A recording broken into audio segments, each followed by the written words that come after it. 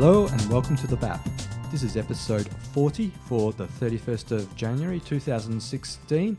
We are broadcasting from the Progressive Bubble, where once again we are a man down. Diano, as he likes to be known as, has called in sick. The first time a member of the BAP has called in sick. However, I think that was purely a ruse to hide what really happened. And I believe that the reason that he's not here today is because he was shadowing Tony Abbott as his chief speechwriter and to the US to help Tony with his speech that he gave to the Alliance Defending Freedom. Absolutely. And we can figure out whether it was an ironic speech or not. But, I mean, for Tony, it certainly wasn't. We don't know for Dean. Let's hope for Diano that it definitely was. It was like a massive troll operation. Exactly. But, I mean, he is the world's best troll. So why not? Why not do it on such a grand scale? Did you happen to catch any of the speech? No, I didn't. Not Dean's speech, but Tony's speech. How do we know it's not Dean's speech? I think that's the point. Dean and Tony's speech. Diano's. No, I haven't. I haven't caught any of it. From what I saw anecdotally through the news reports, he was trolling Prime Minister Malcolm Turnbull, once again suggesting that gay and lesbian marriage was going to bring the downfall of traditional marriage. So he was trolling Malcolm Turnbull by going to a far-right Christian coalition in the US. Do you think if anyone hadn't even reported on it that Turnbull would have even noticed? Perhaps not, but Tony's playing the long game. Oh, okay. And, one might suggest this is quite a smart move by Tony Abbott. He's probably sending signals to the far right of those members who aren't particularly fond of, I loathe to say this, but Malcolm Turnbull's more progressive ideas. Well, we wouldn't even know that he's got more progressive ideas at the moment, would we? Because he's been backing away from every single one of them. Yeah. So, I mean, we don't know whether this is to keep Tony under control or keep his right wing under control. He's bargaining, using gay rights as a bargaining chip in which to control. Well, from what I understand, that's a massive lever within the coalition party. Why is that such a huge lever? This gay marriage thing, when there's so many more important issues. What you would think that would be more important to them, the economy and stuff. Why are they focusing on one of these? I guess that's the wedge issue, isn't it? Well, I believe it's fear of the unknown. Fear of things that don't affect you.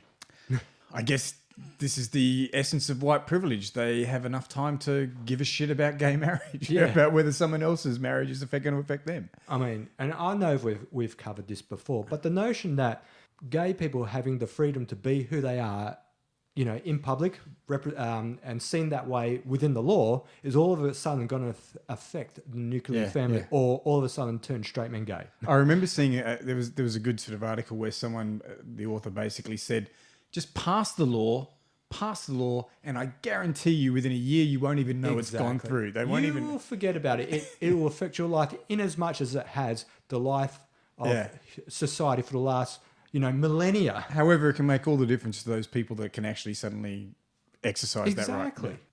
So today I've decided to entitle today's episode of the BAP Illin.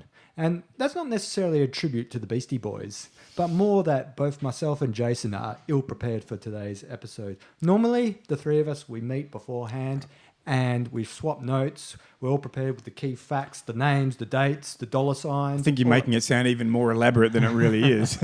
Well, it's more elaborate than today's effort. Yeah. So both myself and Jason, minus Diano, have rocked up with no specific preparations. So we're going to shoot from the hip. And that's really what getting back to BAP roots is all about. We talk a lot about progressive issues without really backing them up with any facts. No facts. Research. It's just opinion, people. And this is the opportunity for you, our dear listeners, to write in and correct.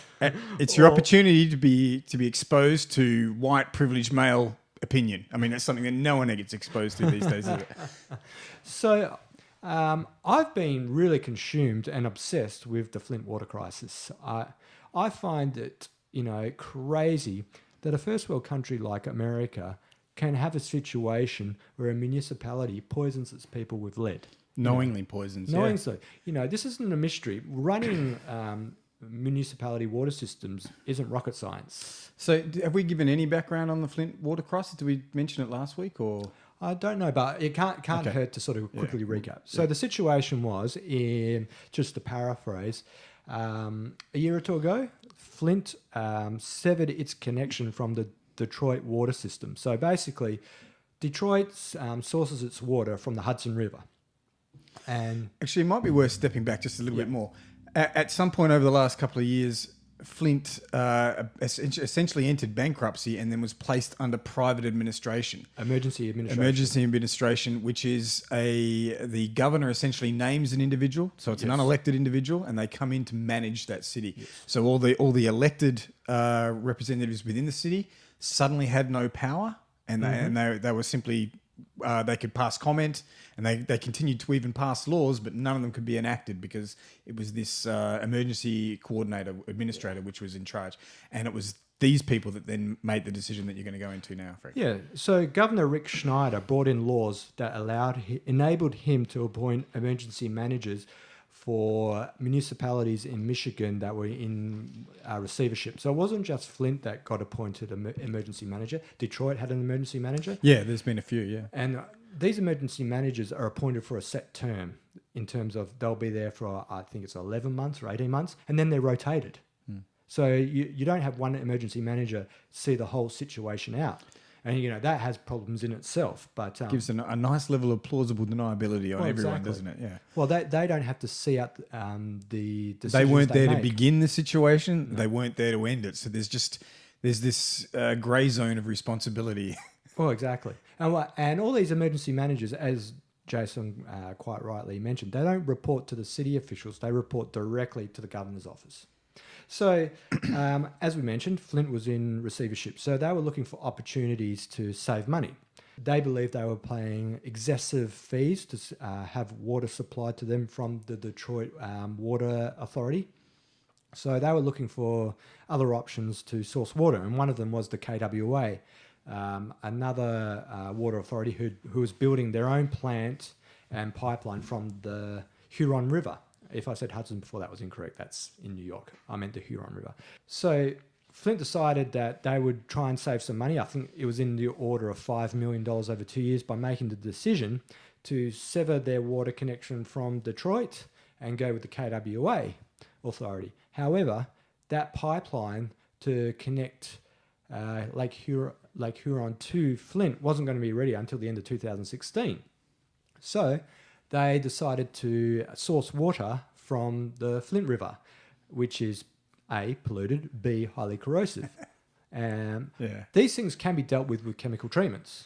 And they were told, and they were informed about what chemical treatments were required as well, yeah. But they decided to save it. But I mean, it would have cost them several $100,000 to organise the apparatus to be able to add the chemicals to the water to clean it.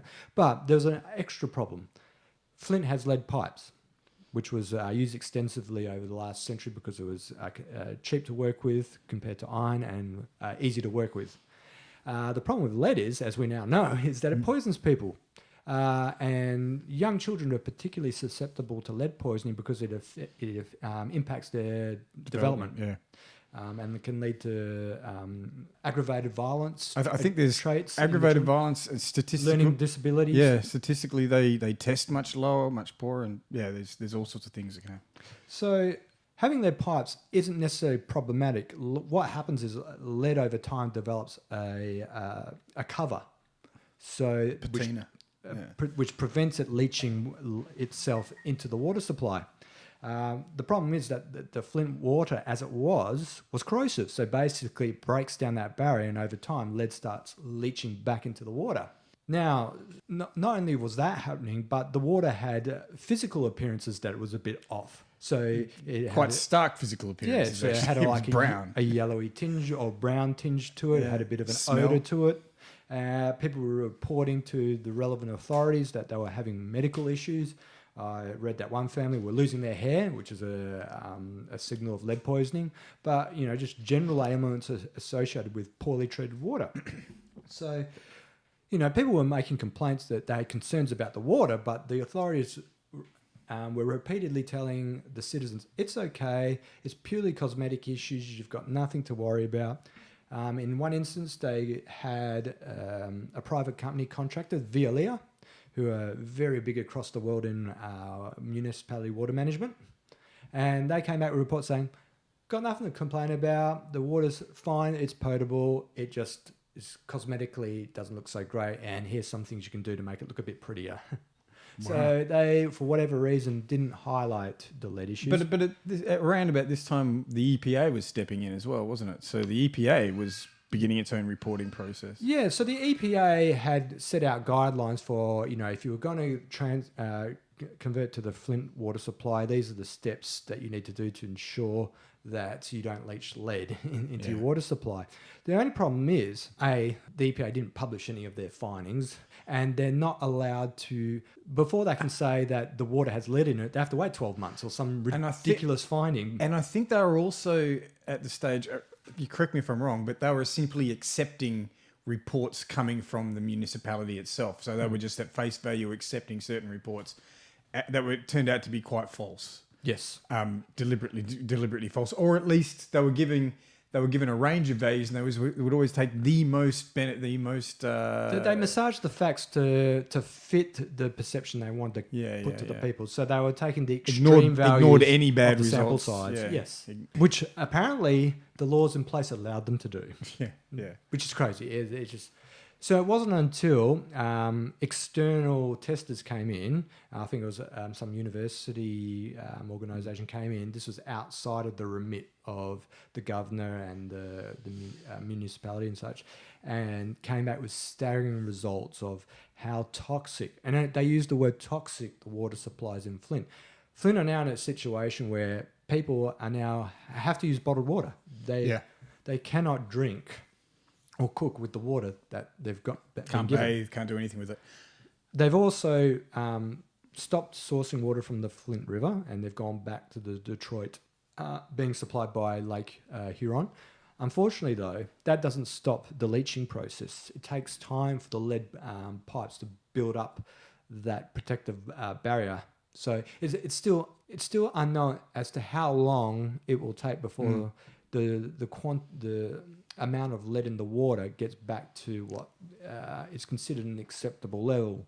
So I think at the moment they're talking about numbers around 8,000 children affected. 8,000 to 12,000 children they believe have been exposed. And seriously exposed. Yes. I mean, this is significant.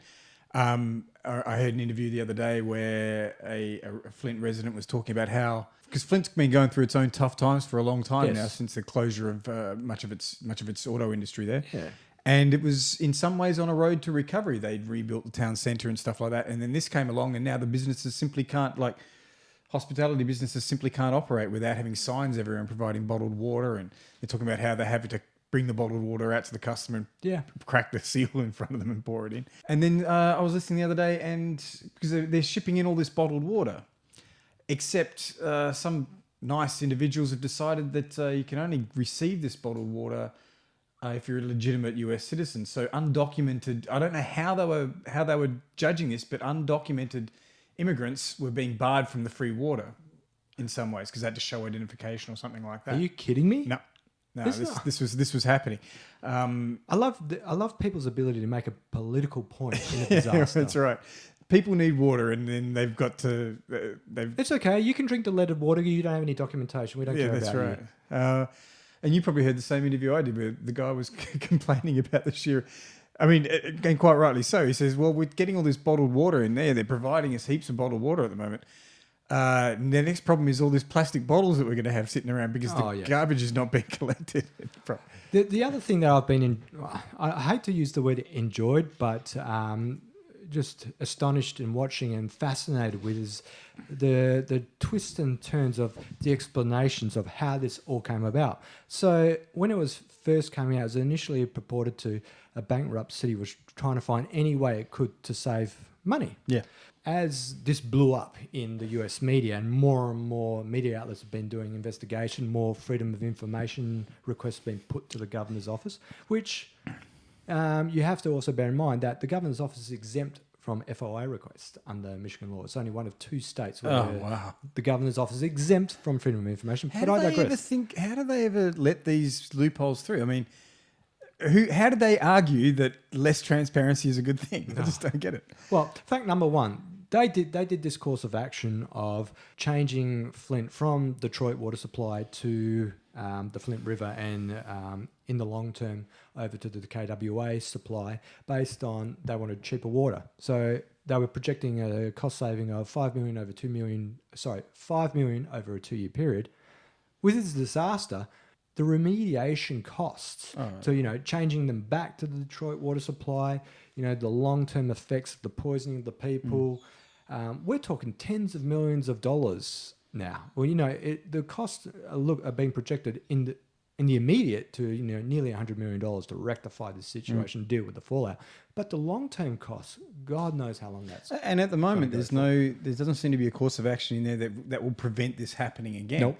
Because they can still name these private emergency administrators. Yes, they can still name them, and that they don't have any responsibility. Well, this is systematic with a lot of municipalities going into receivership or finding themselves cash strapped. Most municipalities, their biggest asset is their water supply, so it's seen as an opportunity to get an immediate rectification of their dire straits of financial by selling them off to private interests. Yeah, well, privatisation, that's always a good idea, isn't it? Especially of utilities and things that people absolutely have to need. So a lot of these decisions are not necessarily based on the best intentions for the citizens, because what tends to happen is these cities give their water supply, or the management of their municipality water supply to private interests, is all of a sudden, and to no surprise, their water rates go skyrocket compared to municipalities who manage their own water supply. Yeah. And they essentially have a monopoly. So whoever buys that has a monopoly because where are you going to go? Where else are you going to go? Yeah.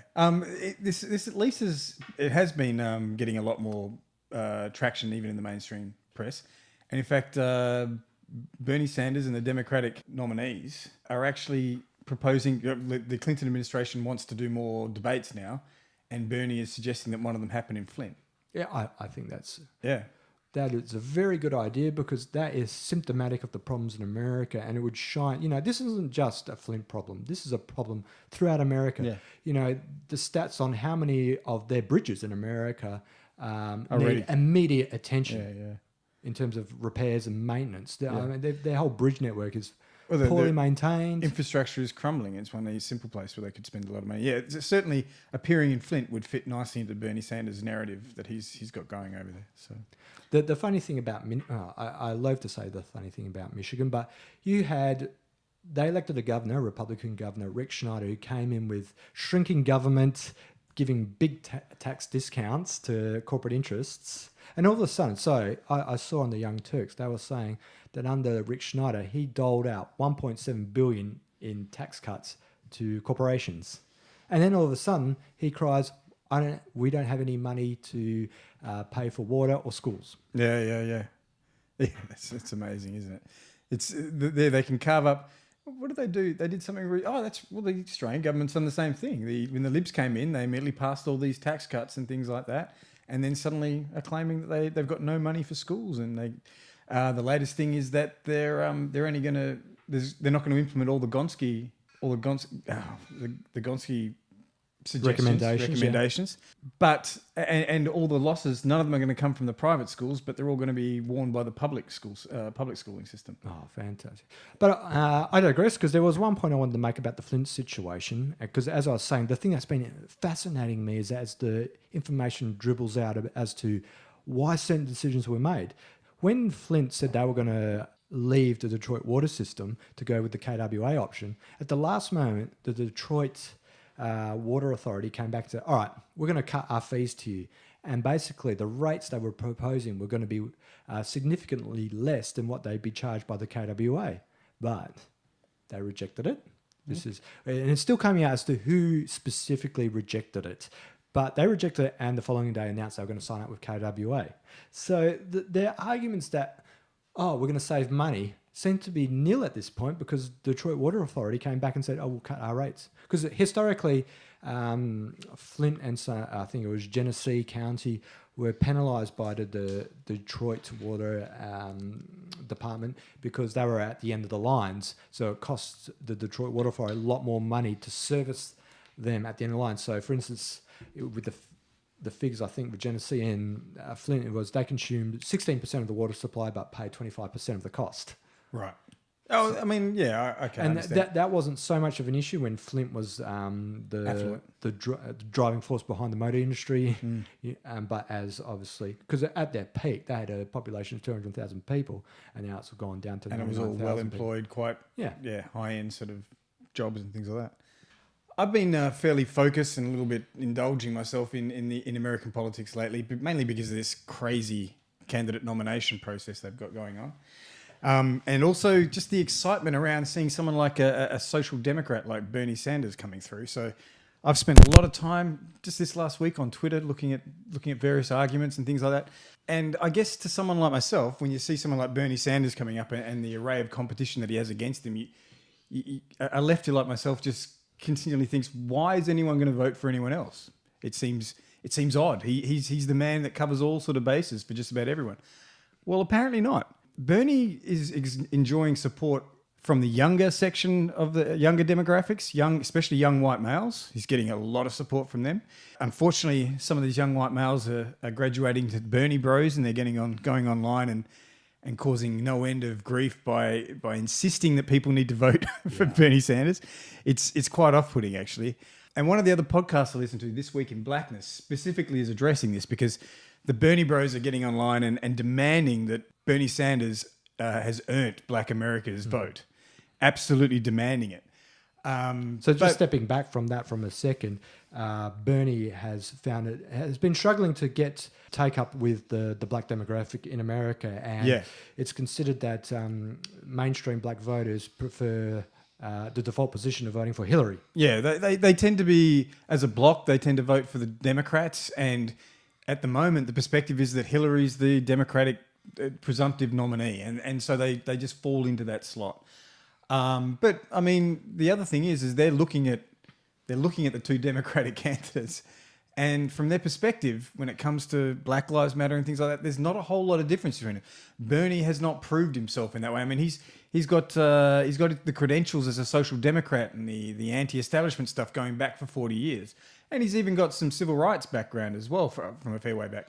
But when it comes to the policies that they're presenting, and admittedly Bernie's made some changes recently, there's not a whole lot of difference, and so there's nothing to draw the black vote away from it. Like in 2008, Obama just locked up something like 92% of the black vote, quite understandably, and he was also appealing to them directly. And in this case, most of the black vote still seems to be going to Hillary.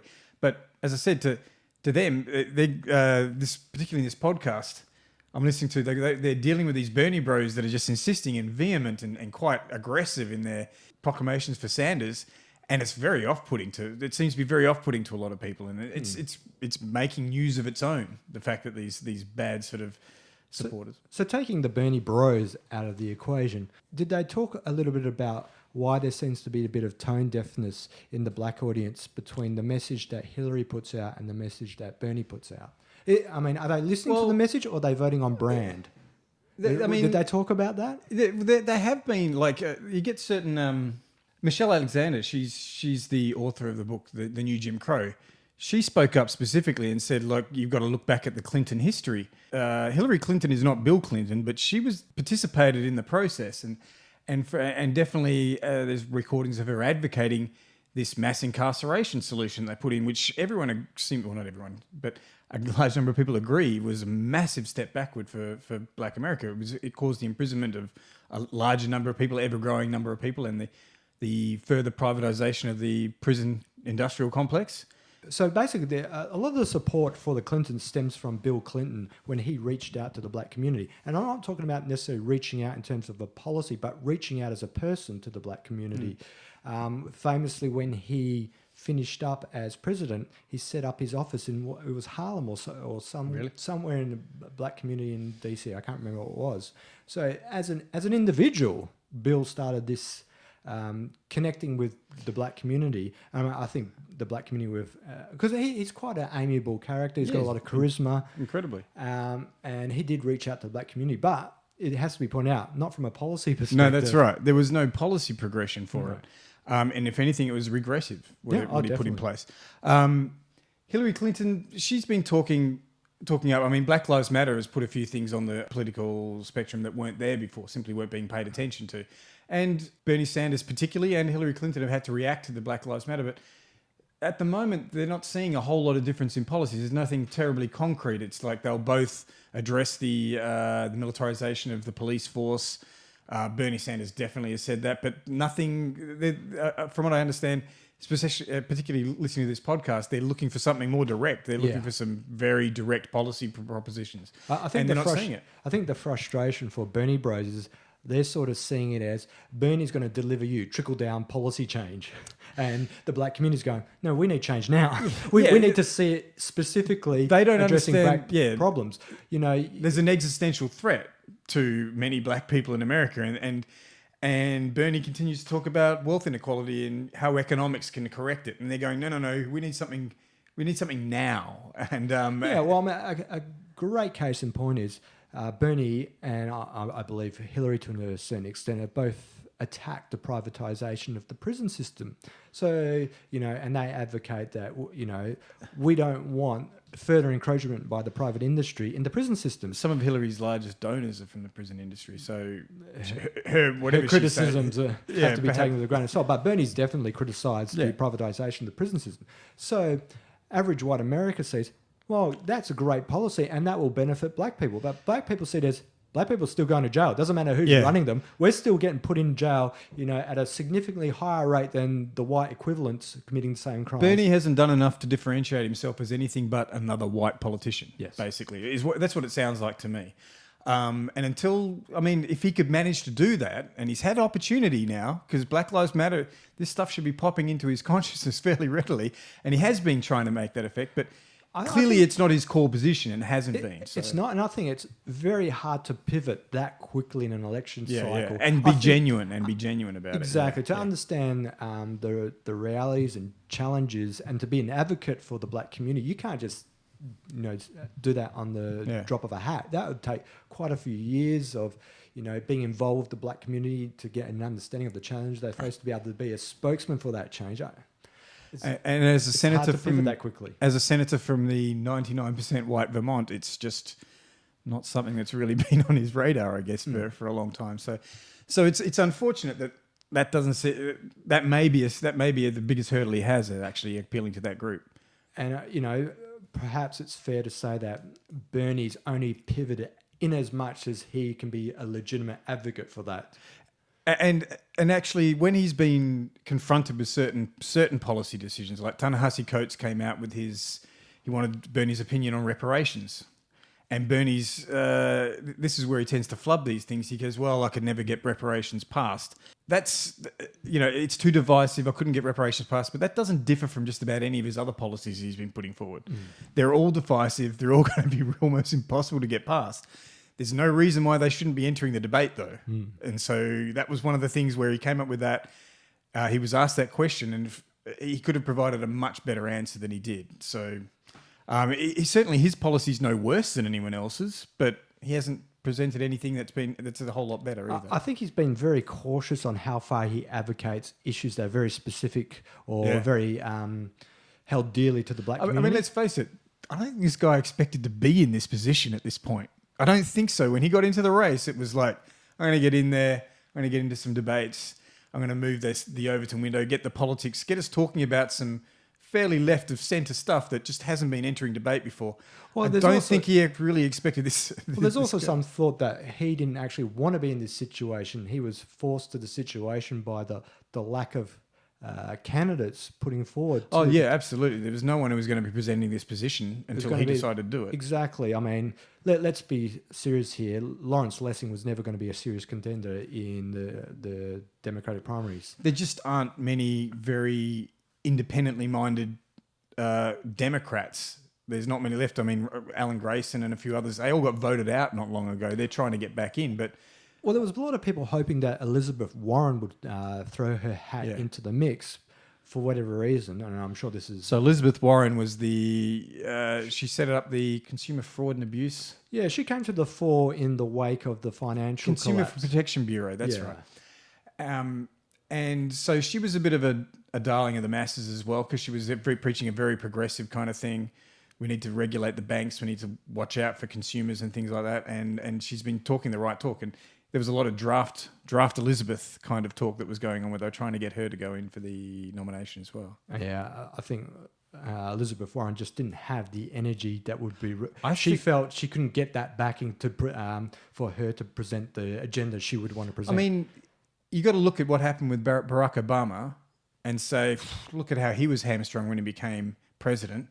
Maybe she can do more good as a senator because she's certainly a big voice in the Senate. Yes. And I'm pretty sure whenever she's on those committees, when she's questioning people, and I've seen some of them, they don't like the fact that she's there questioning them because she always asks the good questions.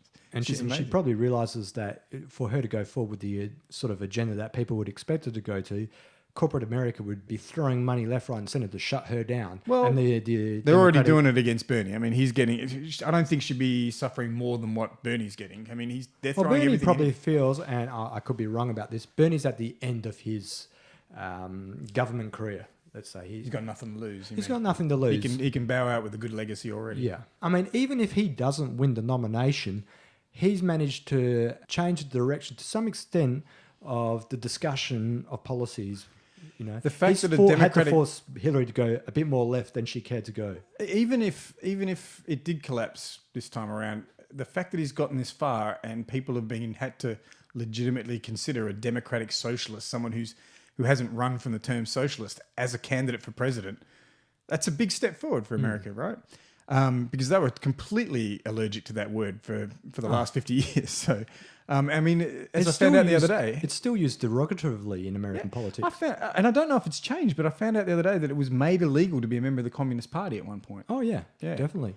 I mean, so simply the whole left-wing politics had disappeared for... The interesting thing, though, is for the younger generation, and I'm talking about people...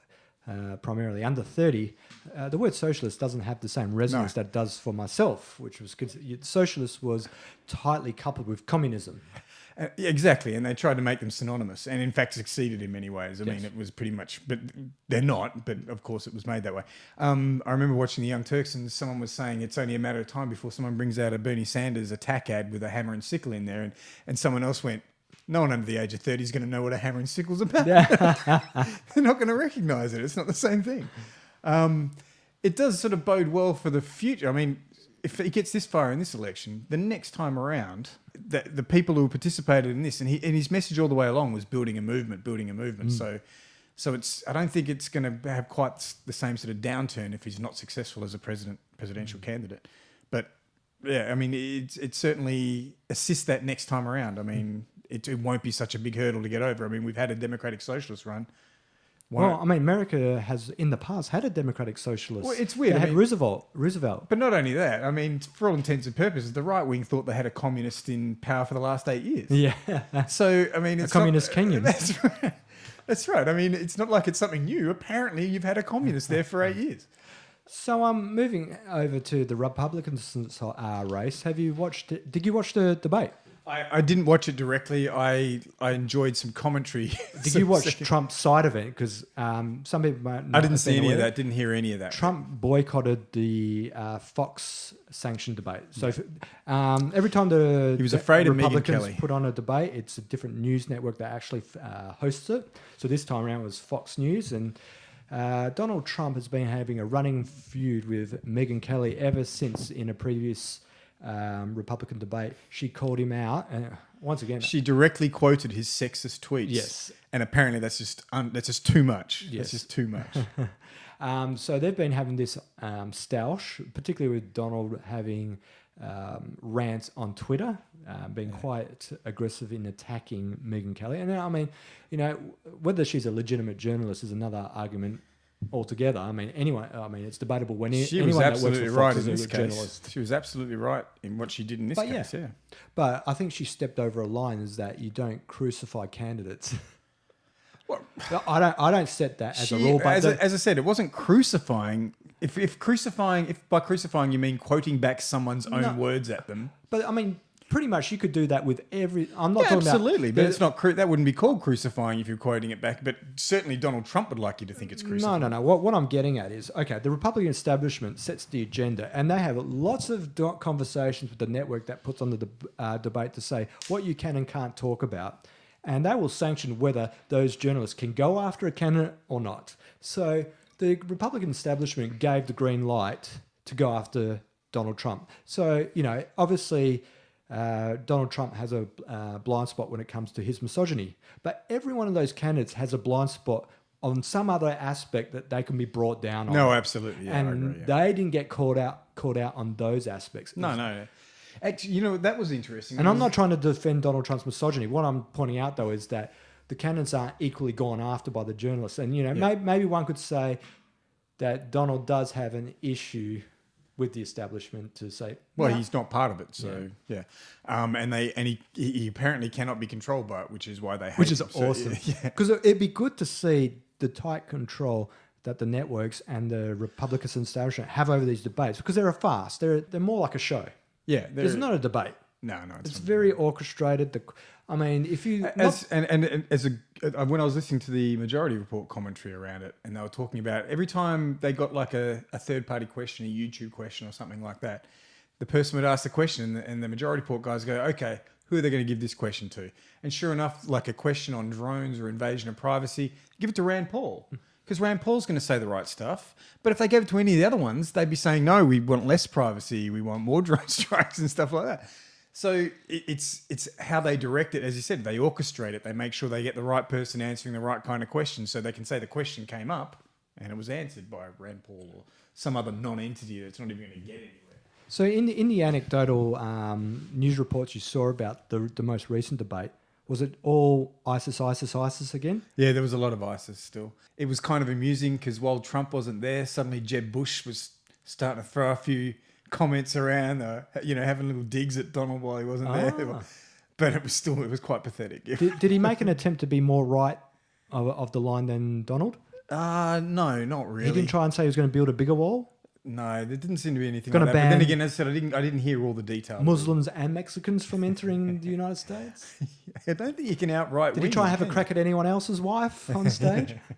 I'm surprised. Yeah, Donald didn't. Donald casts a big shadow, and if he steps away, maybe it was Jeb's time. It was to shine. interesting that two of the guys who went to the under debate, Mike Huckabee and Rick Santorum, both went to Donald Trump's event afterwards. I'm not kidding. They went to Donald Trump's event. So the one thing I was hanging out to see, which I haven't heard yet, was to see if who rated better, was Donald Trump's event or that'll be interesting. Donald played a shrewd game of brinkmanship by announcing he was going to put on a benefit for veterans as his event, as his competing event. Yeah, he's a genius when it comes to this kind of showmanship and grandstanding and stuff. And he's completely outclassing them. I mean, he understands the game better than they do. And when it comes to Donald Trump, once you figured out that these so-called politicians that were going up for this candidacy were really just liars and showmen and con men, well, why not get the biggest and best of them to come out? Of course he's going to win. I mean, he's going to clean up. They're playing his game, not him playing theirs.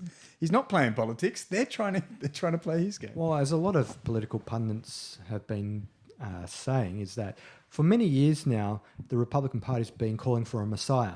And he came. Yeah, and he's exactly as he was described. He exactly. was rich, didn't give a shit what anyone else said. And got no time for PC. And happy to lock the Mexicans up.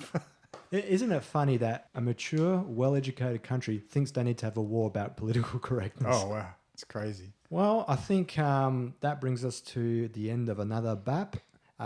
We've done pretty well to shoot from the hip. We've managed to ramble on for a good 40 minutes. Proving we can bullshit about nothing for a long time.